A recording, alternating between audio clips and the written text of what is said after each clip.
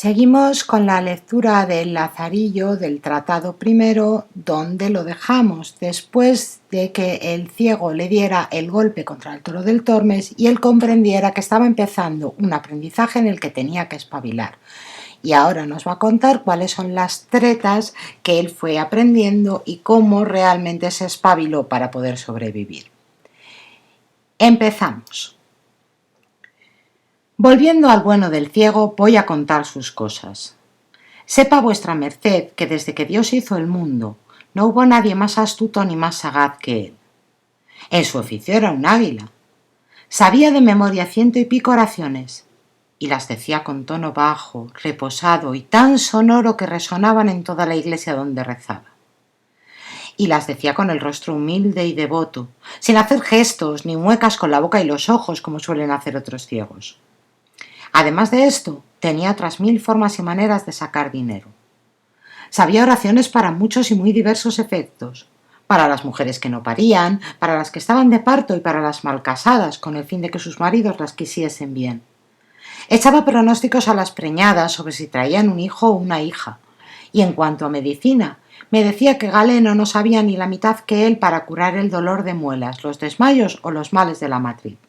En fin, que en cuanto alguien le decía que sufría algún padecimiento, enseguida le decía a mi amo: «Haced esto, o esto otro, o coged tal hierba, o tomad esta raíz». Así que todo el mundo andaba detrás de él, especialmente las mujeres, que se creían todo lo que les decía. Con estas artes sacaba de las mujeres gran beneficio, y ganaba él más en un mes que 100 ciegos en un año. Pero también quiero que sepa vuestra merced que a pesar de lo mucho que ganaba, jamás he visto un hombre tan avariento y mezquino. A mí me mataba de hambre, pues no me daba de comer ni la mitad de lo necesario. Digo la verdad, si no hubiera aprendido a arreglármelas con mi sutileza y buenas mañas, habría muerto de hambre muchas veces. Pero a pesar de todo su saber y de toda su cautela, yo le rapiñaba de tal manera que siempre o casi siempre le sacaba lo mejor. Para lograrlo, le hacía trampas endiabladas. Os contaré algunas, aunque no de todas salí bien librado. El ciego traía el pan y todas las cosas en un fardel de lona que se cerraba por la boca con una argolla de hierro, un candado y su llave. Cuando metía en él las cosas y las sacaba, estaba tan vigilante y llevaba tan bien la cuenta que no había hombre en el mundo capaz de quitarle una migaja. Yo tomaba las miserias que él me daba y las despachaba de un bocado.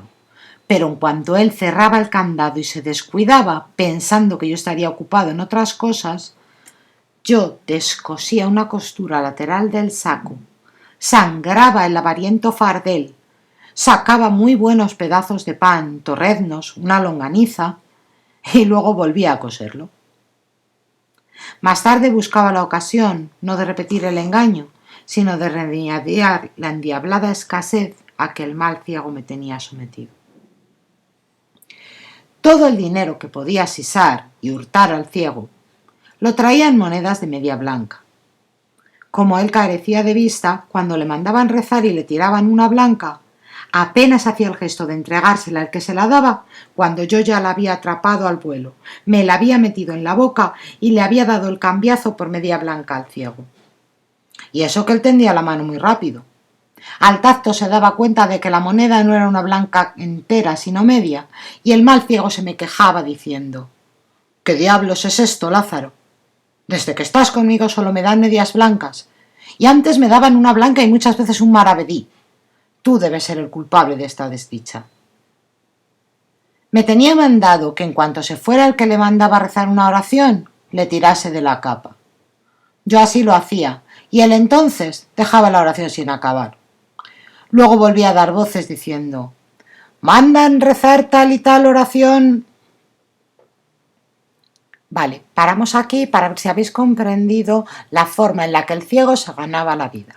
Esta es la pregunta que quiero que contestéis en el capítulo de hoy. ¿Cómo se ganaba la vida el ciego y cómo le hurtaba Lázaro aquello que ganaba? Por si no lo habéis entendido, al ciego le daban dinero sobre todo para que rezara oraciones por otros o para que diera consejos de salud, cosas semejantes. Iba a las iglesias y rezaba por los demás, aunque, como nos cuenta Lázaro, cuando el que le mandaba la oración ya se había ido, le tenía dicho que le avisara para dejar de rezar, así es que no hacía todos los encargos completos. Engatusaba a las mujeres, prometiéndoles que sus remedios o sus oraciones las sacarían de todos sus apuros.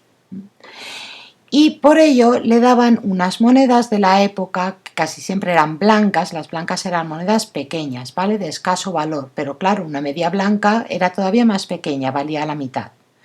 Lázaro se había hecho con unas cuantas medias blancas, así es que cuando al amo le daban una moneda más grande, él le daba el cambiazo, le quitaba la blanca completa o el maravedí y le ponía una media blanca que valía menos, y así él se quedaba con la diferencia. Vamos a ver ahora cómo le quitaba o intentaba beber de su jarro de vino. El vino va a ser una constante de toda la vida de Lázaro. Es un elemento simbólico, volverá a aparecer al final. Así es que escuchemos este episodio del jarro de vino. Cuando comíamos ponía a su lado un jarrillo de vino. Yo lo agarraba y, a toda prisa, le daba un par de besos callados y volvía a dejarlo en su sitio. Pero esto me duró poco, pues por los tragos se dio cuenta de la falta de vino y desde entonces no solo no desamparaba el jarro, sino que lo tenía bien agarrado por el asa. Pero no había imán que atrajese tanto como yo atraía al vino, con una larga paja de centeno que había preparado con ese propósito. Metía la paja por la boca del jarro y chupaba el vino y dejaba al ciego a buenas noches. Sin embargo, como el traidor de mi amo era tan astuto, creo que me sintió, y a partir de entonces colocaba el jarro entre las piernas y lo tapaba con la mano. De esta manera estaba seguro de que no le faltaba el vino. Pero como yo estaba hecho al vino, moría por él, y viendo que aquel remedio de la paja no me aprovechaba ni me valía de nada, decidí hacer en el suelo del jarro una fuentecilla y un agujero fino, y taparlo delicadamente con una tortita de cera muy delgada. A la hora de comer, yo fingía tener frío y me metía entre las piernas del triste ciego a calentarme en la pobrecilla lumbre que teníamos. Entonces, al calor de las llamas se derretía la cera, porque era muy poca, y comenzaba la fuentecilla a destilarme en la boca, la cual yo ponía de tal manera que maldita la gota que se perdía. Cuando el pobrecillo iba a beber y no hallaba nada de vino en el jarro, se sorprendía, maldecía y daba al diablo el jarro y el vino, porque no sabía qué había pasado. «No diréis, tío, que os lo bebo yo», le decía, «¿por qué no soltáis el jarro de la mano?». Tantas vueltas le dio al jarro y tanto lo palpó que acabó por encontrar la fuente, y se dio cuenta de la burla, pero disimuló como si no hubiera notado nada. Al día siguiente me senté como solía, sin pensar en el daño que me estaba reservado, ni que el mal ciego me sentía.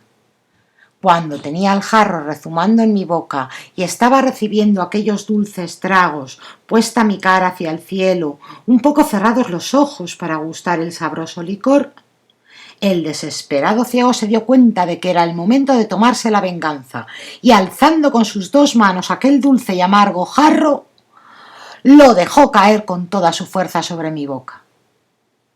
Como el pobre Lázaro no se esperaba esto, sino que por el contrario estaba descuidado y gozoso como otras veces, verdaderamente creyó que el cielo con todo lo que hay en él le caía encima. Fue tal el golpecillo que me aturdió e hizo perder el sentido. Y fue tan grande el jarrazo que los pedazos en que se partió se me clavaron en la cara y me la rompieron por muchas partes y me quebró los dientes, y sin ellos me quedé hasta hoy. Desde aquel momento quise mal al ciego. Aunque él me quería, me cuidaba y me curaba, vi que se había alegrado con el cruel castigo. Me lavó con vino las heridas que me había hecho en la cara con los pedazos del jarro, y sonriéndose decía: «¿Qué te parece, Lázaro? Lo que te enfermó te sana y te da la salud. Y añadía otras gracias que para mi gusto no lo eran.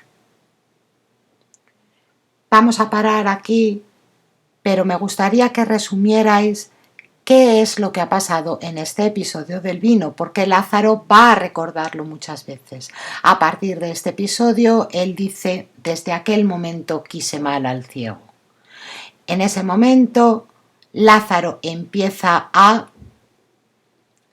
generar tretas, estrategias, artimañas, que no solo buscan remediar su hambre, sino también vengarse un poco de ese trato cruel que el ciego le da y que acabarán con una venganza mucho más grande antes de separarse de él.